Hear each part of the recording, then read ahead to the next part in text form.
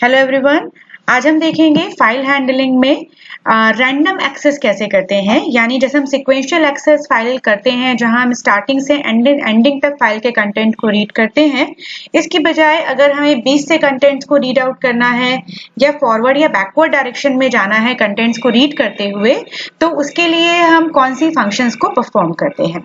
तो यहाँ हम fseek, ftel और rewind ये 3 फंक्शंस हैं फाइल हैंडलिंग में, जिसके बारे में आज हम डिस्कस करेंगे और प्रोग्राम देखेंगे। सबसे पहले तो हम ये देखेंगे कि रैंडम एक्सेस इनपुट आउटपुट होता क्या है। तो यहाँ पे अगर आप सीक्वेंस में फाइल्स को एक्सेस करते हैं from beginning to end, this is called the sequential file access. But अगर आपको अपनी फाइल के किसी पर्टिकुलर पार्ट को एक्सेस करना होता है, जैसे कि यहाँ पे लिखा हुआ है, तो इसे हम कहते हैं रैंडम एक्सेस फाइल। तो यहाँ पे रैंडम एक्सेस परफॉर्म करने के लिए हम 3 तरह की फंक्शन को यूज करते हैं। एक फंक्शन होती है जिसे हम कहते हैं fseek, और एक होती है जिसे हम कहते हैं ftel, और एक होती है rewind फंक्शन। fseek फंक्शन का यूज होता है किसी पर्टिकुलर लोकेशन तक जाना।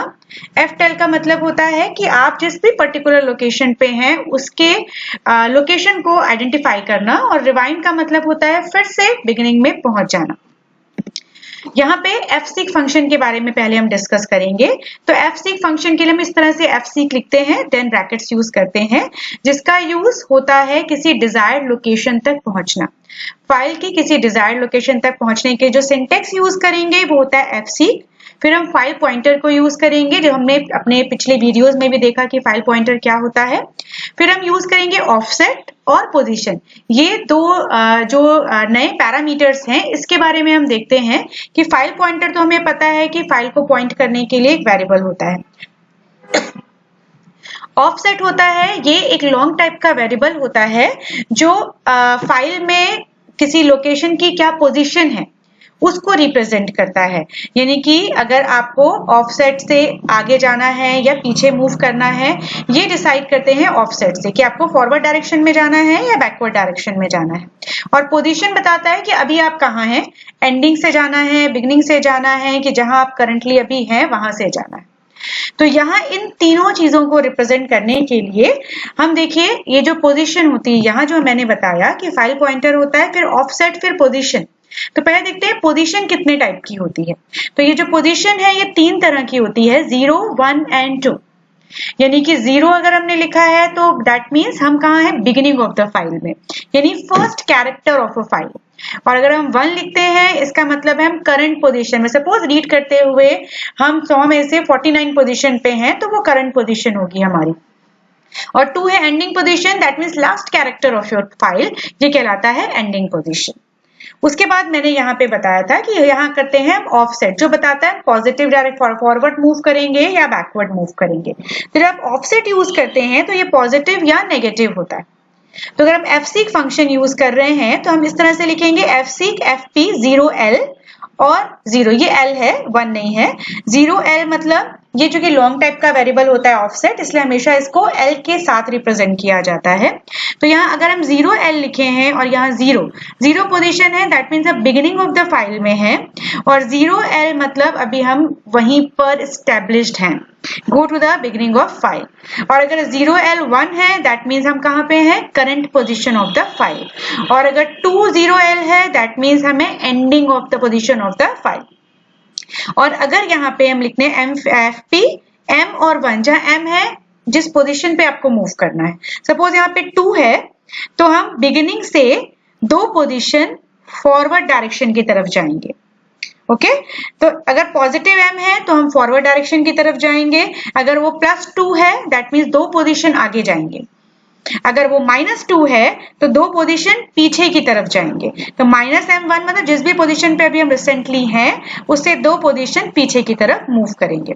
और अगर हमने लिया है -m2 तो दैट मीन्स हम करंट पोजीशन से एंडिंग पोजीशन से, मेरा ये -2 है तो 2 पोजीशन पीछे की तरफ मूव करेंगे।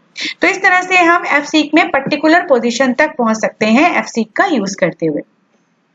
fseek के बाद जो दूसरी फंक्शन होती है उसको ftel फंक्शन होता है, जहां पे हम फाइल पॉइंटर को एज ए आर्ग्यूमेंट देते हैं, और यहाँ जो करंट पोजीशन को में आप कौन सी पोजीशन पे हैं उसको रिप्रेजेंट करता है। सपोज आप रीड करते करते एंड तक आ गए हैं तो वो आपकी फाइल की लेंथ हो जाएगी कि कितने कैरेक्टर्स आपने राइट किए हैं। तो एक्चुअली फाइल में जितने भी कैरेक्टर्स हैं या आप कौन सी पोजीशन पे हैं उसे फाइंड आउट करने के लिए हम ftl को यूज करते हैं।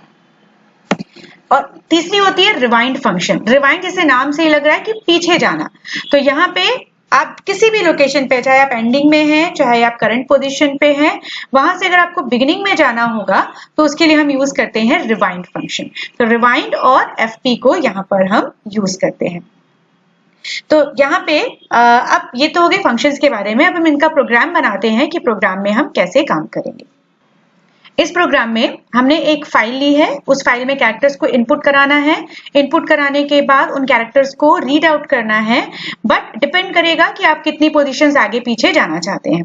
तो यहाँ सबसे पहले मैं बाकी के प्रोग्राम को ऑफ कर देती हूँ ताकि जितना पोर्शन हमें अभी चाहिए रिसेंटली, हम उतने उसके साथ देखते हैं कि काम कैसे हो रहा है। तो बाकी को मैं डिलीट करती हूँ, हटाती हूँ और फिर हम देखेंगे वन बाय वन कि कैसे हम काम कर रहे हैं। एक एक करके सबके साथ काम करेंगे।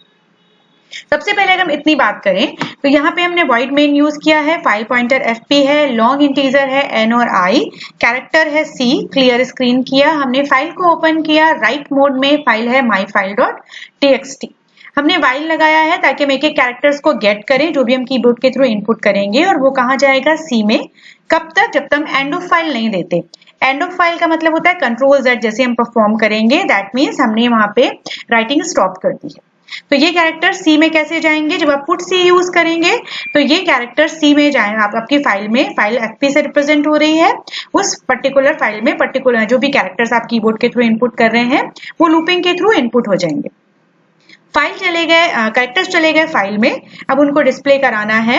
तो डिस्प्ले हम करा रहे हैं नंबर ऑफ कैरेक्टर्स, कि हमने कितने कैरेक्टर्स इनपुट किए। तो नंबर ऑफ कैरेक्टर्स के जैसे मैंने बताया कि जो आपने इनपुट कर लिया, तो इनपुट करते करते डिस्प्ले करते करते हम कहाँ पहुंचे? लास्ट पोजीशन पे।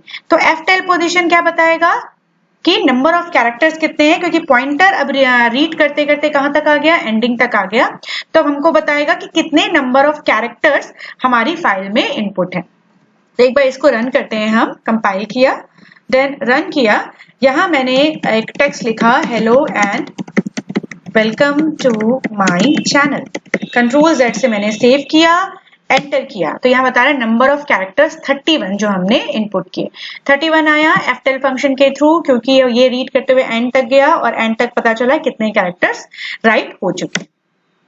तो ये हो गया fseek और ftl। अब आगे चलते हैं। फाइल को राइट कर लिया, अब हमने फाइल को ओपन किया। फाइल को fp equals to f open किया, n इक्वल्स टू 0l किया, कि fseek फंक्शन यूज करनी है। अभी तक तो ftl यूज किया, अब देखते हैं fseek फंक्शन कैसे यूज करेंगे। तो fseek के लिए चूंकि कैरेक्टर्स राइट हो चुके हैं, अब उनको रीड करना है। n इक्वल्स टू 0l लिया है जो कि ऑफसेट को बताएगा।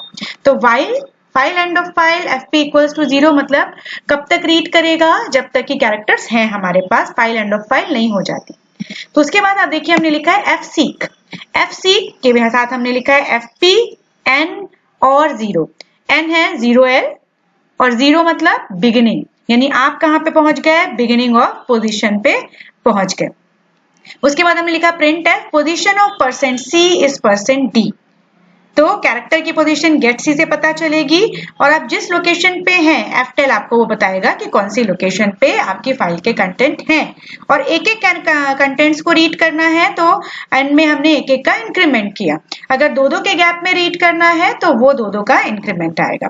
तो यहाँ हम देखते हैं, पहले मैं आपको बाकी के चीजों को अगर मैं बंद कर दूं, जितना चाहिए उतना ही लेते हैं फिलहाल हम। फिर हमने फाइल को क्लोज कर दिया। अब हमने कंपाइल किया, एक एरर आ रहा है एक्सप्रेशन सिंटैक्स। Alt F9 किया, कंट्रोल F9 किया। मैंने यहाँ पे लिखा hello and welcome to my channel. Control Z किया, सेव हो गया। अब यहाँ पे देखिए हमने जितना कुछ लिखा था सबका एक एक करके कैरेक्टर आया 31 तक, और लास्ट हो गया 31 और 32। तो पोजीशन ऑफ हर एक कैरेक्टर के बारे में बता रहा है ये। अब यहाँ देखिए बहुत ज्यादा हो गए हैं, तो हम एक काम करते हैं, हम कैरेक्टर्स को कम कर देते हैं।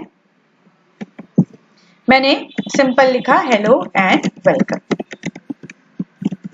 देखिए यहाँ पे नंबर ऑफ कैरेक्टर्स 17 है, H की पोजीशन 0 है, E की पोजीशन 1 है, L की पोजीशन 2 है, फिर L की पोजीशन 3 है, फिर O की पोजीशन, सबकी पोजीशंस को स्पेस की पोजीशन है। टोटल कितने हो गए? 17 कैरेक्टर्स हो गए यहाँ हमारे पास।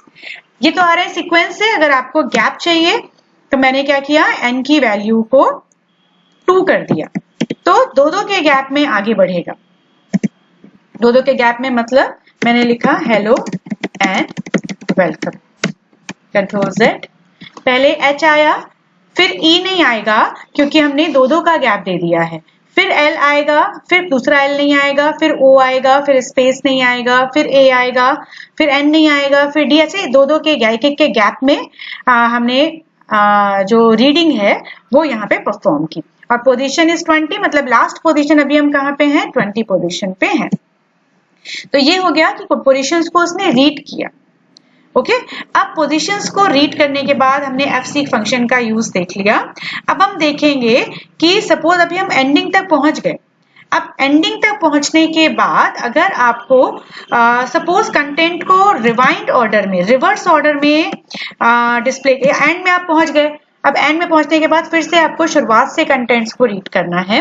तो एक चीज तो आप ये कर सकते हो कि आप रिवाइंड कर दो, या फिर दूसरी चीज आप ये कर सकते हो कि आप एंडिंग से जंप करके फर्स्ट में आए और फिर एक एक कैरेक्टर्स को रीड करें। तो या तो यह इसकी जगह यहाँ fseek fp-1 2 जो है, इसकी जगह आप रिवाइंड कर दें और रिवाइंड के बाद आप एक एक करके कैरेक्टर्स को पुट करें, या फिर आप यूज कर सकते हैं, मैंने यहाँ पे किया ftell fp, तो ये लास्ट की पोजीशन को बताएगा n, और हमने 1 से स्टार्ट किया और हम कहाँ तक जा रहे हैं? n तक जा रहे हैं, यानी कि लास्ट तक जा रहे हैं। तो एक एक करके हमने यहाँ पे अपनी एंडिंग पोजीशन से एक एक पोजीशन पीछे गए।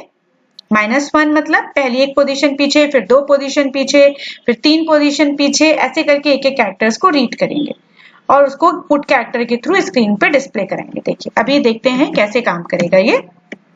सपोज मैंने यहाँ पे केवल वेलकम लिखा, ओके, छोटा लेते हैं ताकि हमको समझ में। कंट्रोल Z किया, एंटर किया। अब देखिए वेलकम जस्ट रिवर्स ऑर्डर पे लिखा हुआ है क्योंकि हमने लास्ट से स्टार्ट किया और हमने पहले कैरेक्टर को, हमने लास्ट कैरेक्टर को पहले लिया, फिर उसके पीछे गए, एक पीछे गए, उसके पहले वाले कैरेक्टर को किया M को, फिर एक और पीछे गए O को, फिर लास्ट में जो पहला कैरेक्टर था वो डिस्प्ले हुआ। बट अगर आप लास्ट में रहते हुए आपको फर्स्ट कैरेक्टर से रीड करना है, W पहले आए, वेलकम एज इट इज लिखा हुआ है, तो यहाँ पे हमको क्या करना पड़ेगा, ये जो यहाँ पे उसमें हम चेंज करना पड़ेगा i equals to 0, i is greater than और sorry i equals to n, last से स्टार्ट करेंगे, ग्रेटर देन और इक्वल टू 0 होना चाहिए, और i प्लस प्लस की जगह i माइनस माइनस होगा। यानी पहले आप एंडिंग से, सपोज 5 कैरेक्टर हैं तो आप 5 कैरेक्टर पीछे जाएंगे, फिर 4 कैरेक्टर पीछे जाएंगे, फिर 3 कैरेक्टर, फिर 2 कैरेक्टर, फिर 1 कैरेक्टर, फिर 0, मतलब जहां आप हैं वो डिस्प्ले होगा। तो जो कैरेक्टर्स हैं वो उसी सीक्वेंस में डिस्प्ले होंगे जिस सीक्वेंस में वो राइट हुए थे। वेलकम सीधा लिखा हुआ आएगा rather than रिवर्स ऑर्डर में। अब मैंने इसको कंट्रोल Alt F9 किया, कंट्रोल F9 किया, यहां मैंने वेलकम लिखा, कंट्रोल Z किया, एंटर किया, तो आप देखेंगे अब ये जो वेलकम है हमको सही ऑर्डर में दिख रहा है rather than the reverse order. तो इस तरह से हम ये सारी फंक्शंस के साथ काम कर सकते हैं जहां पे हम रैंडम एक्सेस करेंगे फाइल का। So thank you so much for watching the video. For any comment, for any query, you can comment on my channel. Thank you.